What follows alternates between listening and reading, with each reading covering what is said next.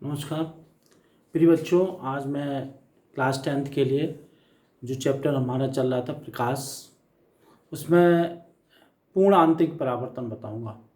वास्तव में ये पूर्ण आंतरिक परावर्तन अपवर्तन से संबंधित है। अपवर्तन की एक विशेष स्थिति होती है जिसमें पूर्ण आंतरिक परावर्तन होता है। तो देखिए, हम इसमें पहला चित्र जो हमने लिया है, इसको हम चित्र को ए ले रहे हैं। पहले चित्र में ये देखिए, पहला माध्यम है सघन, दूसरा माध्यम है विरल। जब कोई किरण इधर से आ रही होती है, आपतित किरण, और ये अपवर्तित किरण है, तो ये अवलंब से दूर हट जाएगी। तो इसमें क्या होगा, अपवर्तन कोण का मान आपतन कोण से अधिक होगा। अगर हम इसको धीमे धीमे बढ़ाते जाए, आपतन कोण के मान को बढ़ाते जाए, तो एक स्थिति ऐसी आती है, एक स्थिति ऐसी इसमें पैदा हो जाती है जब अपवर्तन कोण का मान 90 अंश हो जाता है। उस समय उस आपतन कोण को हम क्रांतिक कोण कहते हैं। यहाँ पे जो सी कहलाएगा वो कहलाएगा क्रांतिक कोण। ये क्रांतिक कोण जो होता है वो माध्यम के अपवर्तनांक पर निर्भर करता है। ये अभी हम सूत्र भी आपको निकाल के दिखाएंगे। क्रांतिक कोण और अपवर्तनांक में संबंध, जब आपतन कोण का मान क्रांतिक कोण से अधिक होता है, आपतन कोण का मान क्रांतिक कोण से अधिक होता है, तो क्या होता है, जो किरण होती है वो उसी माध्यम में वापस चली जाती है और परावर्तन हो जाता है। तो ये वास्तव में है क्या, अपवर्तन का एक विशेष अवस्था है। यहाँ तक, यहाँ अपवर्तन हो रहा है, यहाँ पे भी अपवर्तन हो रहा है, लेकिन जब आपतन कोण का मान क्रांतिक कोण से बड़ा हो जाता है तो जो हमारी किरण होती है वो उसी माध्यम में वापस चली जाती है। इस घटना को हम पूर्ण आंतरिक परावर्तन कहते हैं। पूर्ण आंतरिक परावर्तन के लिए क्या शर्त होनी चाहिए? नंबर 1, पहली शर्त तो ये होनी चाहिए कि जो किरण है वो सघन माध्यम से विरल माध्यम में आ रही हो। दूसरी चीज क्या होनी चाहिए, आपतन कोण का मान क्रांतिक कोण के मान से अधिक होना चाहिए। तो यहाँ पे अपवर्तन हो रहा है, यहाँ पे अपवर्तन हो रहा है, लेकिन यहाँ पे पूर्ण आंतरिक परावर्तन हो रहा है। अपवर्तन की एक विशेष स्थिति आ रही है। तो देखिए चित्र बी से, ये देखिए, ये चित्र बी है। बी की स्थिति को देखिए, स्नेल के नियम से, स्नेल के नियम से, ये नियम से 2n1, क्योंकि दूसरे माध्यम से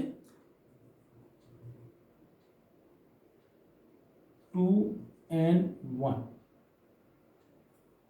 1n2, 1n2, 1n2 equal to, पहले माध्यम से दूसरे माध्यम में आ रही है, तो 1n2 equal to sine i upon sine r, sine are.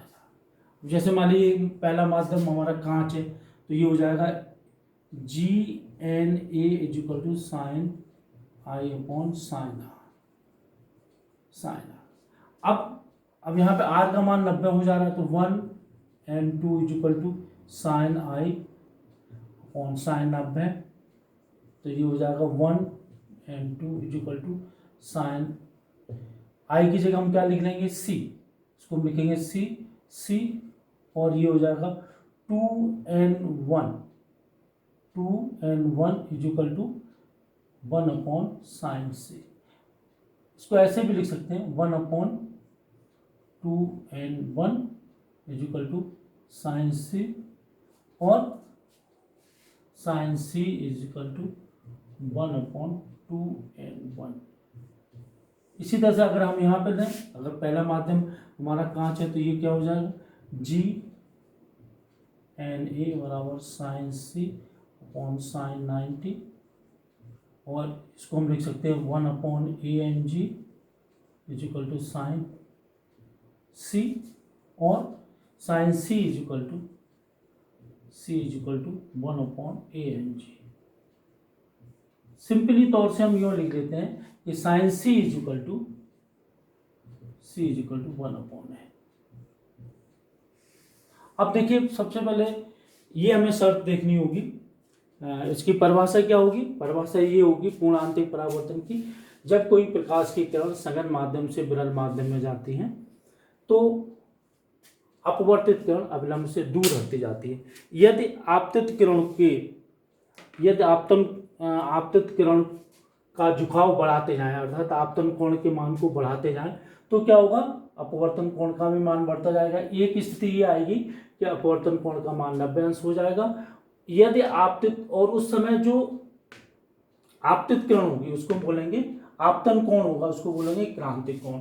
जब हम आपतित किरण को आपतित किरण को क्रांतिक कोण से ज्यादा कोण पर आपतित करते हैं तो किरण हमारी उसी माध्यम में परावर्तित हो जाती है। इस घटना को बोलते हैं पूर्ण आंतरिक परावर्तन। पूर्ण आंतरिक परावर्तन के लिए शर्त क्या होनी चाहिए, किरण सघन माध्यम से विरल माध्यम में जा नहीं होनी चाहिए। दूसरा, आपतन कोण का मान क्रांतिक कोण से अधिक होना चाहिए। क्रांतिक कोण और अपवर्तनांक में ये संबंध होता है। अब हमें ये देखना होगा कि जो हमारे 7 रंग हैं विबग्योर, उसमें किस रंग के लिए क्रांतिक कोण का मान अधिक होगा, किस कोण के लिए क्रांतिक कोण का मान कम होगा। तो देखिए 7 रंग होते हैं, 7 रंगों में इस तरह से हम लिखते हैं विबग्योर, BIBGYOR। इधर से चलेंगे तो तरंग दर बढ़ेगा, इधर चलेंगे तो वेग बढ़ेगा लैम्डा, और इधर चलेंगे तो अपवर्तनांक घटेगा बराबर C/V। और जिसके लिए घटेगा अपवर्तनांक लाल रंग के लिए सबसे कम, बैंगनी रंग के लिए सबसे अधिक होगा। तो इस तरह से इसके विपरीत दिशा में हमारा होगा साइन C। इसी तरह से इधर C। तो इसका मतलब ये हुआ कि बैंगनी रंग के लिए हमारा क्रांतिक कोण सबसे कम, बैंगनी रंग के लिए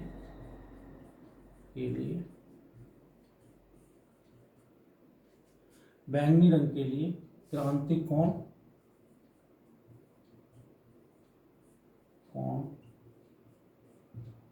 सबसे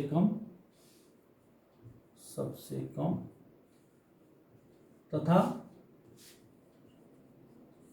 लाल रंग के लिए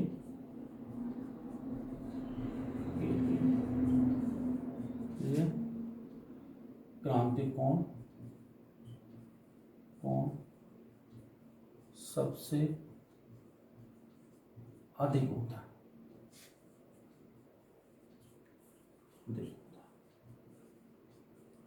अब देखिए इस पर कुछ हमारी घटनाएं हैं पूर्ण आंतरिक परावर्तन पर।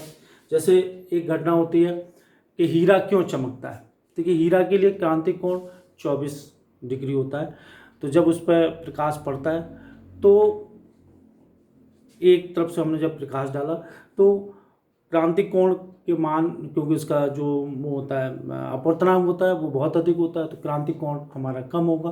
तो क्रांतिक कोण कम होने की वजह से जब हम एक तरफ से हम उस पर प्रकाश डालते हैं तो वो कई पृष्ठों से बाहर निकलता है, तो बाहर निकलने की वजह से वो ज़्यादा चमकता हुआ हमें नज़र आता है। इसी तरह से मरीचिका भी पूर्ण आंतरिक परावर्तन पर आधारित है। मरीचिका क्या घटना होती है, ये रेगिस्तान में होती है। और रेगिस्तान में क्या होता है कि जब कोई मृग जा रहा होता है तो उसको ये लगता है दूर के आगे पानी भरा हुआ है, और पानी की तलाश में वो भागता रहता है, और वो जो मृग होता है वो ख़त्म हो जाता है। तो उसी से इस घटना को नाम पड़ा मरीचिका। उसका कारण क्या होता है वो हम थोड़ा सा समझाने का प्रयास कर रहे हैं। मरीचिका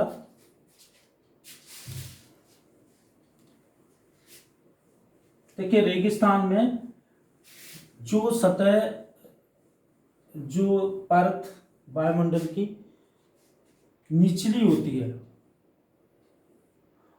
वो विरल होती है,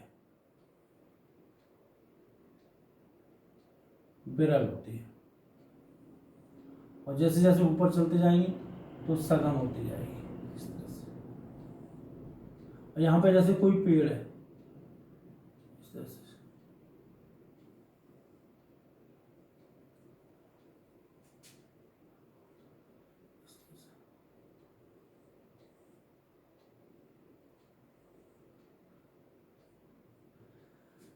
यहाँ पे माध्यम विरल होता है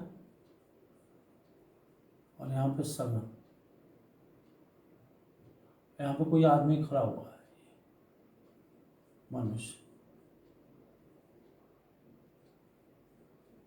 तो यहाँ से जब कोई प्रकाश की किरण चलती है इस तरह से धीमे धीमे इस तरह से पूर्ण आंतरिक परावर्तन हो जाता है। जब ये यहाँ से दिखता है तो इसको ये लगता है यहाँ से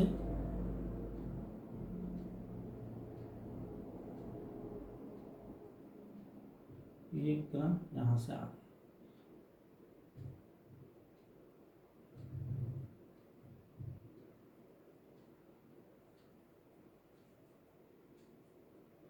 तो इसका जो प्रतिबिंब है उसको यहाँ महसूस होता है, जिससे ये लगता है कि यहाँ पे कोई तालाब है, पानी भरा हुआ है। तो